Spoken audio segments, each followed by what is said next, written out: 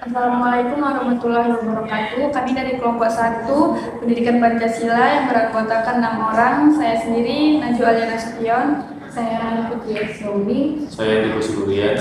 Saya Radina Gita Basir. Saya Gloria Kristia Simanjuntak. Dan teman kami satu lagi bernama Arca Angel Borunai Bakot. Di video kali ini, kami akan membahas mengenai Pancasila sebagai sistem etika, khususnya di bidang akademik. Selamat menyaksikan!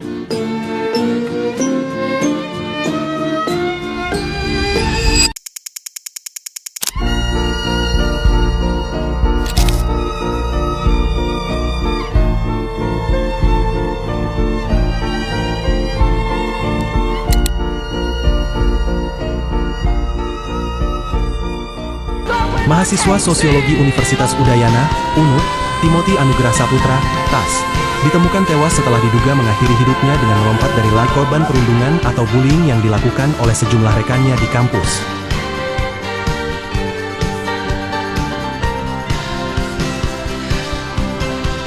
Beredar tangkapan layar percakapan grup WhatsApp yang memperlihatkan bentuk perundungan terhadap TAS.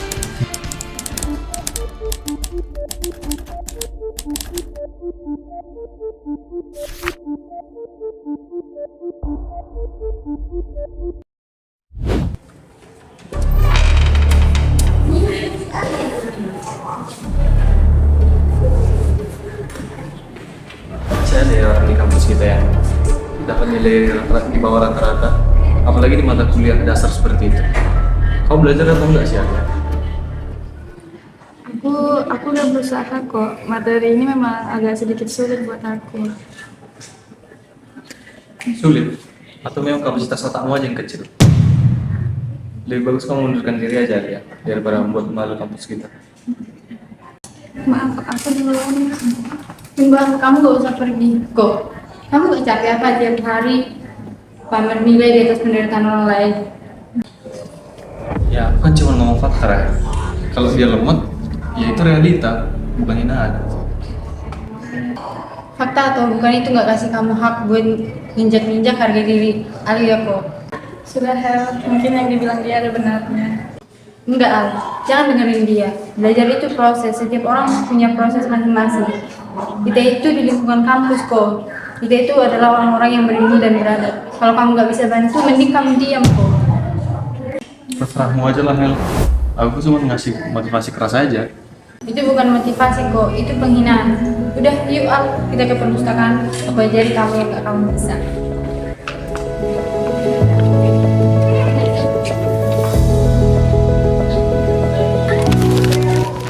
Adegan yang baru saja kita saksikan mungkin terasa menyesalkan, namun itulah tragisnya. Itulah realita kelam yang masih hidup di lorong-lorong kampus kita. Halo semuanya, hari ini kita akan membedah sebuah anomali besar di dalam dunia pendidikan kita, di mana hilangnya etika di tempat yang seharusnya memproduksi kaum intelektual. Pendidikan tinggi bukan hanya sekedar pabrik untuk mencetak nilai IPK. Kampus adalah miniatur peradaban yang seharusnya digerakkan oleh Pancasila sebagai sistem etika akademik. Etika akademik berarti setiap mahasiswa terkait pada norma moral keseimbangan antara kecerdasan kognitif dan kepekaan nurani.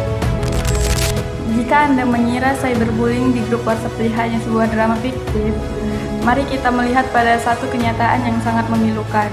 Beberapa waktu lalu, dunia akademik kita berduka atas kasus bunuh diri. Seorang mahasiswa Universitas Udayana bernama Timothy kehilangan seorang kawan mahasiswa karena beban mental seharusnya memunculkan simpati yang mendalam.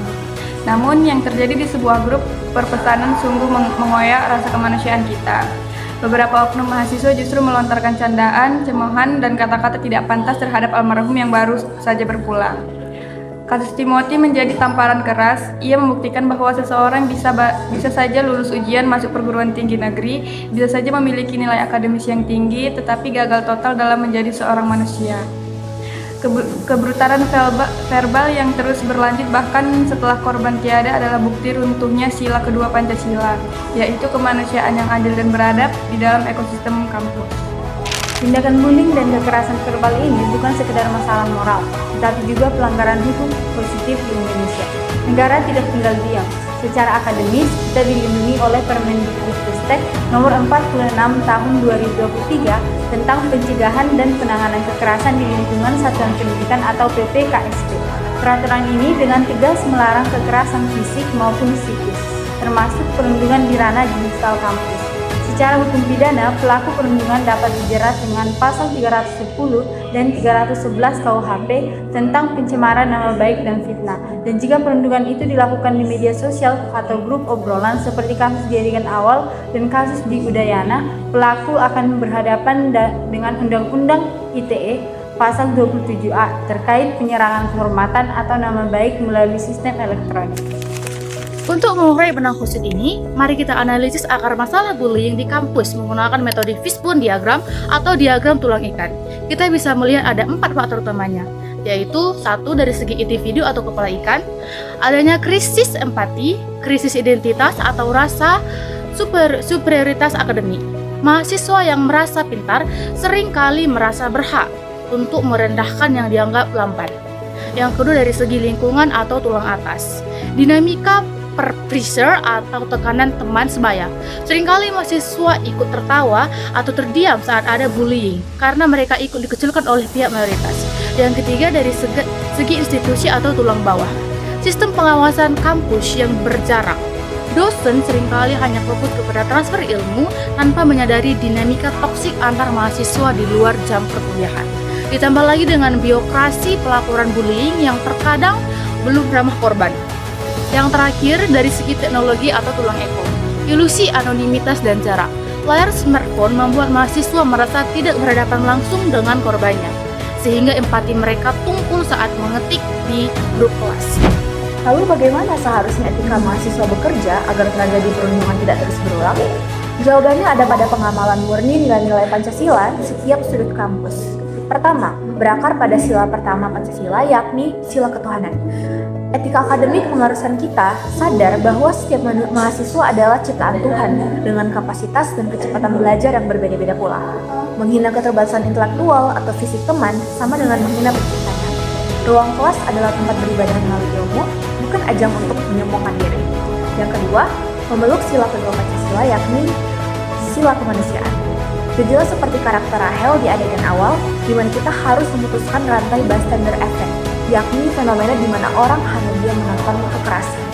Etika di kampus mewajibkan kita untuk berani speak up. Jika ada teman yang diolok-olok di grup angkatan, tegur pelakunya. Ciptakan safe space bagi siapa saja. Beradab berarti otak dan hati berjalan beriringan. Yang ketiga, mengamalkan sila ketiga Pancasila, yakni sila persatuan. Kampus adalah tempat berkumpulnya berbagai latar belakang. Etika akademik mengajarkan kita untuk mengedepankan kolaborasi, bukan kompetisi yang saling mematikan satu sama lain. Bantulah teman yang tertinggal materi perkuliahan melalui peer-to-peer tutoring atau tutor sebaya. Keberhasilan satu angkatan jauh lebih membanggakan daripada keberhasilan satu individu yang egois. Yang keempat, menjalankan sila keempat Pancasila, yakni sila permusyawaratan. Segala gesekan, konflik kelompok, atau ketidakpuasan dalam tugas kuliah harus diselesaikan lewat diskusi ilmiah yang dingin dan objektif. Tidak ada tempat untuk cacian personal atau character assassination atau pembunuhan karakter di kampus. Dan yang terakhir, mewujudkan sila kelima Pancasila, yakni sila keadilan. Setiap mahasiswa memiliki hak yang sama mutlaknya untuk merasa aman, dihargai, dan mendapatkan akses pendidikan yang nyaman. Keadilan terwujud ketika kampus tidak hanya membela mahasiswa yang IPK-nya tinggi, tetapi juga merangkul dan melindungi mahasiswa yang paling rentan secara psikologis. Sebagai kesimpulan, mari kita renungkan kembali esensi dari gelar sarjana yang sedang kita kejar.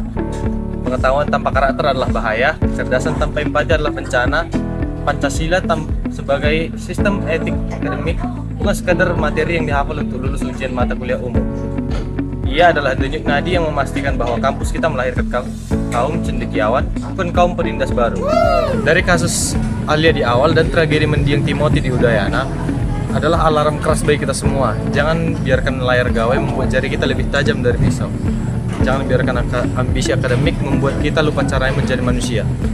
Tanggung jawab menghentikan bullying adalah bukan hanya ada di tangan rektorat atau dosen, tapi ada di ujung jari kita, dalam ketikan kita, dalam keberanian kita untuk membela mereka yang direndahkan. Mari kembalikan kampus sebagai rumah pemikiran yang beradab. Mari tegakkan etika akademik yang berpancasila. Terima kasih atas perhatian Anda. Mari bersama mewujudkan ruang akademik yang aman, memanusiakan manusia, dan berkeadilan tanpa batas. Sampai jumpa.